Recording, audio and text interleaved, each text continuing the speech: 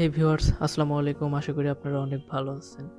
আসলে বিয়ে করলে যে এত কিছু করতে হয় আর নতুন সংসার শুরু করলে যে এত কিছু কিনতে হয়, যদি আমি জানতাম তাহলে হয়তো বিয়ে করতাম না বা এই রকমের ডিসিশন আমি মোটেও নিতাম না। আসলে বিয়ে করার পর বুঝতেছি যে কত বড় ভুল করছি আর কি করছি।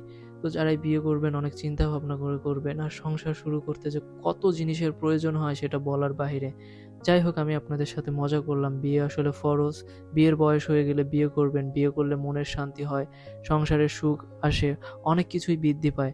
যেটা আমাদের ক্ষেত্রে হইছে বা আমার ক্ষেত্রে হইছে। তো যাই হোক, আমরা বাসা নিতে চাচ্ছিলাম বা নিয়েছি। তো এর কারণে আমরা গ্যাসের চুলা কেনার জন্য গ্যাসের দোকানে যাই। আমার পরিচিত এক ছাড়ের দোকানে যাই। তো যাওয়ার পর ঘটে এক আজব ঘটনা। তো আমরা গ্যাসের দাম-টাম সবকিছু ঠিক করলাম, চুলার দাম। দেন তারপরে বললাম যে, "স্যার, আমাদের কিন্তু সাপ্লাই গ্যাস।" তো তখন ছাড় বলল যে, "আসলে এই চুলাগুলা সাপ্লাই গ্যাসের জন্য না, এগুলো হচ্ছে বোতল গ্যাসের জন্য।" আসলে আমরা জানতাম না যে বোতল গ্যাস আর সাপ্লাই গ্যাসের জন্য আলাদা, আলাদা চুলা লাগে। তো যার কারণে সেই দিন আর গ্যাসের চুলা কেনা হলো না।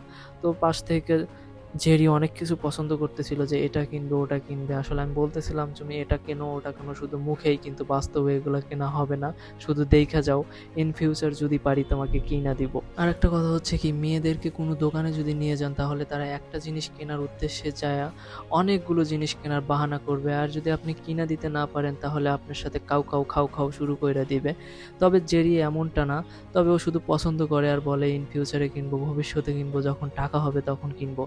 আমিও বলি, "ঠিক আছে, যেদিন টাকা হয় তোমাকে সবকিছু কিনে দিব।" তো আপনারাও দোয়া করবেন ওর মনের ইচ্ছাগুলো যেন আমি ধীরে, ধীরে পূরণ করতে পারি।